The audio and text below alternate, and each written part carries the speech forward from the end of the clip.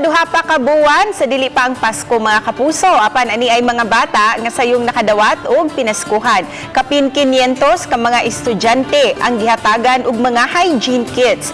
Gikan sila sa duha ka mga eskwelahan nga gikan sa duha ka mga bukirang barangay sa lungsod sa Himalalud, Negros Oriental. Usa sa nakadawat ang grade 1 student nga bisan sa iyang kondisyon madasigon kaayong ni eskwela. Gituyo nga mga hygiene kits ang gihatag kanila tungod sa kahimtang sa ilang panglawas. Gitudluan usab ang mga estudyante sa saktong pagpanghunaw sa ilang mga kamot.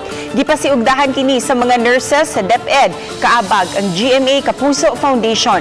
20% lang sa mga bata ang nakasuway usab og toothbrush sa maong mga barangay tungod usab sa kalisod sa ilang kahimtang. Samtang nahimo usab nga mabulokon ang maong kalihukan pinaagi sa presentasyon bisan sa pagbundak sa uwan. Mapasalamaton usab kaayo ang mga bata ug ang mga ginikanan sa sayong pinaskuhan.